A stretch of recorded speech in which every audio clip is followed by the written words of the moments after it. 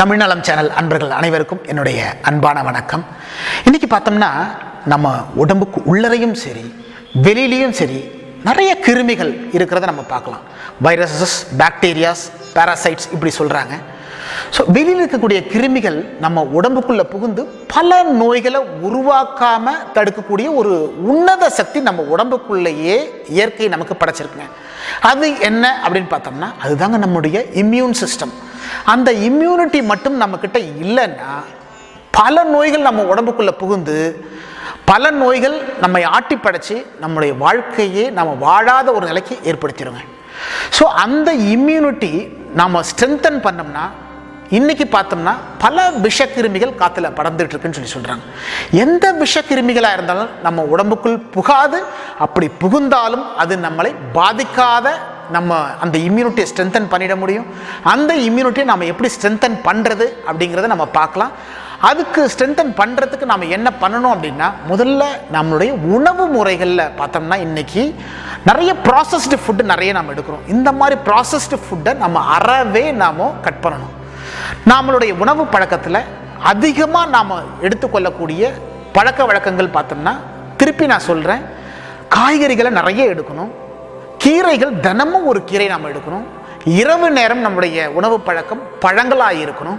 அதே போல் சாயங்காலம் இன்றைக்கி பார்த்தோம்னா ஸ்நாக்ஸ் நிறைய நாம் எடுக்கிறோம். அந்த ஸ்நாக்ஸ்க்கு பதில் சுண்டல், பச்சைப்பயிறு இந்த மாதிரி வகைகள் நாம் எடுத்தோம்னா புரதம் நமக்கு நிறைய கிடைக்கும். இந்த புரதம் நம்மளுடைய இம்யூன் சிஸ்டமை பில்டப் பண்ணுறதுக்கு ரொம்ப யூஸ்ஃபுல்லாக இருக்கும். ஆகையினால அதே போல் நட்ஸ், பாதாம் பருப்பு ஆகட்டும், பேரிச்சம்பழம், அது வாங்க முடியாதவங்க நிலக்கடலை அதோட கொஞ்சம் வெல்லத்தை சேர்த்து நாம் தினமும் ஒரு கைப்பிடி அளவுக்கு நாம் சாப்பிட்டோம்னா நம்மளோட இம்யூன் சிஸ்டம் நல்ல க்ரோ ஆகிறது நம்ம பார்க்கலாம். இது உணவு பழக்கத்தில் நாம் இது போல் நம்ம எடுத்துட்டோம்னா நம்மளோட இம்யூனிட்டி நல்ல ஸ்ட்ரென்தன் ஆகும். இன்னொன்று பார்த்தோம்னா இன்றைக்கி பார்த்தோம்னா ஒரு காரியத்தை நாம் பண்ணணும்னு நினைக்கிறோம். அந்த காரியம் நிறைவேறலைன்னா நிறைய பேர் பார்த்தோம்னா ஒரே மனவேதனையாக நம்ம போவோம். ஐயோ காரியம் நிறைவேறலையே. இந்த மனவேதனையோடு நீங்கள் என்ன சாப்பாடு சாப்பிட்டாலுமே அந்த இம்யூன் சிஸ்டம் ஸ்ட்ரென்தனே ஆகாதுங்க. அப்போ மனவேதனை ஆகும்போது என்னவாகுது, நமக்குள்ள ஒரு கெமிக்கல் சேஞ்சஸ் ஆகுது. இந்த கெமிக்கல் என்ன பண்ணுது, நம்மளுடைய இம்யூன் செல்ஸை இம்பேலன்ஸ் ஆக்கி இம்யூன் சிஸ்டமையே சப்ரஸ் பண்ணி நம்மளுடைய நோய் எதிர்ப்பு சக்திகளை பலவீனமாக்கிறதுங்கிறது நாம் உணரணும். அதனால் எப்பொழுதுமே நம்மளுடைய மனசை நிம்மதியாக மகிழ்ச்சியாக வச்சுக்கிறதுக்கு நாம் பார்க்கணும். இப்போ நாம் அந்த இம்யூன் சிஸ்டமை நாம் வலிமை ஆக்கக்கூடிய ஒரு பயிற்சியை மட்டும் நாம் சொல்லித்தரேன். இந்த பயிற்சியை நீங்கள் செஞ்சீங்கன்னாக்கா எந்த விஷக்கிருமியாக இருந்தாலும் சரி அந்த விஷக்கிருமியை நமக்குள் உள்புகுந்தாலும் அது நம்மை பாதிக்காத அளவுக்கு நம்மளுடைய உடல் பலமாகும். இம்யூன் சிஸ்டம் பலமாக இருந்து நம்மளோட நோய் வராமல் பாதுகாக்கக்கூடிய ஒரு உன்னத சக்தி கிடைக்கும். இப்போ நம்ம பயிற்சிக்குள்ளே போவோம். இப்போ நாம் செய்யக்கூடிய இந்த பயிற்சி கபாலபதி மூச்சு பயிற்சி. இந்த கபாலபதி மூச்சு பயிற்சி நாம் செய்கிறதுனால நமக்கு என்ன பலன் அப்படின்னு பார்த்தோம்னா நமக்கு நுரையீரலில் பார்த்தோம்னா பியூரிஃபைடு ஆக்சிஜன் நமக்கு கிடைக்குது. நுரையீரலுக்குள்ள ஆக்சிஜன், அபண்டன்ட் ஆக்சிஜன் கிடைக்கிறதுனால நம்முடைய ரத்தங்கள்லாம் பார்த்தோம்னா ஆக்சிஜனேட்டட் பிளட்டாக நமக்குள்ளே மாறி சுத்தமான ரத்தமாக மாறும். அதே போல் நம்ம உடம்புக்குள்ள கூட லிம்ஃபாட்டிக் சிஸ்டம் அது என்ன பண்ணும், கழிவுகளை வெளியேற்றக்கூடிய அது ஒரு உன்னத சக்தியை ஏற்படுத்தும். நீங்கள் என்ன சாப்பாடு சாப்பிட்டாலும் இந்த லிம்ஃபாட்டிக் சிஸ்டம் நீங்கள் ஸ்டிமுலேட் பண்ண முடியாது. ஆனால் நான் இப்போ சொல்லக்கூடிய இந்த பயிற்சியில் அந்த லிம்ஃபாட்டிக் சிஸ்டமை ஸ்டிமுலேட் பண்ணி நம்ம உடம்புக்குள்ள கூடிய கழிவுகளை நாம் வெளியேற்றி நம்முடைய உடம்புக்குள்ள நல்ல சுத்தமான ரத்தங்களை உருவாக்கி நம்மளுடைய இம்யூன் சிஸ்டமை பில்டப் பண்ணுறதுக்கு இந்த கபாலபதி மூச்சு பயிற்சி ரொம்ப ஹெல்ப்ஃபுல்லாக இருக்கும். நம்முடைய செல்ஸு, டிஷ்யூஸு, மசில்ஸ் எல்லாத்தையும் ஸ்டிமுலேட் பண்ணக்கூடிய ரெஜுவினேட் பண்ணக்கூடிய ஒரு உன்னத சக்தி நமக்கு கிடைக்கும். இப்போ 2 மூக்கு துவாரத்தின் வழியாக நம்ம மூச்சு காற்றை உள்ளே இழுக்கிறோம், 2 மூக்கு துவாரத்தின் வழியாக மூச்சு காற்றை வெளியில் விடுறோம். ஒரு 5 முறை நீங்கள் செய்யுங்க.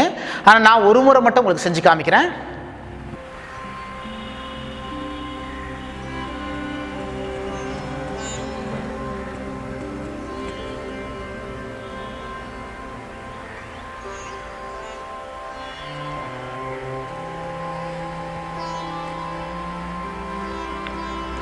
இப்படி ஒரு 5 முறையிலிருந்து நீங்கள் 10 முறை வரையில கூட செய்யலாம். அதுக்கப்புறம் நாம் நடு 2 விரலை மடக்கிக்கிறோம், கடைசி 2 விரலையும் கட்டை விரலையும் விரிச்சுக்கிறோம். இப்போது நாம் வலது மூக்கு துவாரத்தை அடைச்சிக்கிறோம், அப்புறம் இடது மூக்கு துவாரத்தை அடைச்சிப்போம்.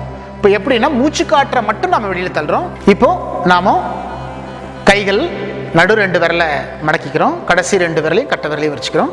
இப்போது வலது மூக்கு துவாரத்தை அடைச்சிப்போம் கட்டை விரல்ல. அடுத்தது கடைசி 2 விரல்ல இடது மூக்கு துவாரத்தை அடைச்சிப்போம். மூச்சு காற்றை மட்டும் நம்ம வெளியில் தள்ளுறோம். ஒரு 10 முறை நான் உங்களுக்கு செஞ்சு காமிக்கிறேன். ஆனால் நீங்கள் ஒரு 20 முறையிலிருந்து 40 முறை வரை நம்ம செய்யலாம்.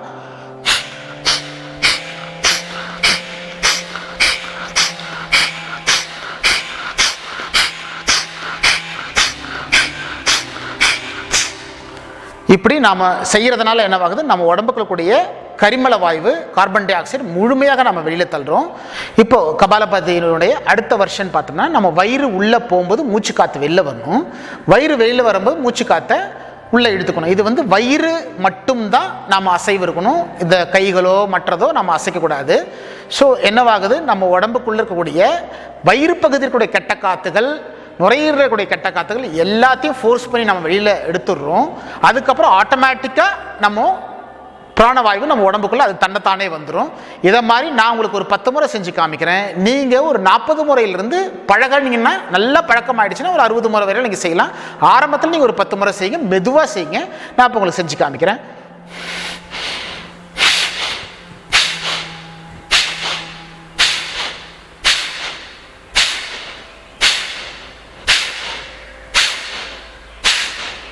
இப்படி நாம் செய்தோம்னா என்னவாகும், நம்மளுடைய ஸ்டமக் லேயர்ஸும் நல்லா ஸ்ட்ரென்தன் ஆகுது, நுரையீரலும் ஸ்ட்ரென்தன் ஆகுது, இருதயமும் ஸ்ட்ரென்தன் ஆகுது. நம்மளுடைய கபாலம் அப்படின்னாலே ஸ்கல் அப்படின்னு அர்த்தம். ஆக கபாலம் அப்படின்னா மண்டை பகுதின்னு அர்த்தம். ஸோ பதி அப்படின்னால ஒளின்னு அப்படி அர்த்தம். ஆக நம்முடைய கபாலத்தில் இருக்கக்கூடிய விஷங்கள் எல்லாம், கழிவுகள் எல்லாம் வெளியேற்றப்பட்டு, ஆக ஒரு உன்னத சக்தி நம்மளுடைய தலைப்பகுதிக்கு நமக்கு கிடைக்குதுங்கிறத இந்த பயிற்சி சொல்லப்படுது. ஆக நம்முடைய உடம்பே சுத்தமாகி நம்மளுடைய உடம்புக்குள்ள கூடிய இம்யூன் சிஸ்டம் பார்த்தோம்னா ரொம்ப ஸ்ட்ரென்தன் ஆகும். எந்த கிருமிகள் வந்தாலும் நம்மை தாக்காதபடி அது செயலிழக்கக்கூடிய ஒரு இம்யூன் சிஸ்டத்தை நம்ம இந்த பயிற்சி நமக்கு கொடுக்கும். ஆக நம்மளுடைய மனசை ஆரோக்கியமாக வச்சுக்குவோம். ரெண்டாவது, நம்மளுடைய உணவு பழக்க வழக்கத்தை நான் இப்போ சொன்ன மாதிரி செய்யுங்க. இந்த பயிற்சியை நீங்கள் காலையில் தினந்தோறும் செய்யுங்க. உங்களுடைய இம்யூனிட்டி பலமாக எந்த நோய்களும் உங்கள் உடம்புக்குள்ளே வராதுங்கிறத நாம் மெய்ஞானிகள் சொல்லியிருக்கிறாங்க. செய்வோம், பயன்பெறுவோம். இந்த வீடியோ உங்களுக்கு பிடிச்சிருக்கும்னு நினைக்கிறேன். இந்த வீடியோ பிடிச்சிருந்தா லைக் பண்ணுங்க. இது பயனுள்ளதாக இருந்ததுன்னா ஷேர் பண்ணுங்க. இது போல வீடியோக்கள் உங்களுக்கு மேலும் கிடைக்கிறதுக்கு இந்த தமிழ் நலம் சேனலை சப்ஸ்கிரைப் பண்ணுங்க. நன்றி, வணக்கம்.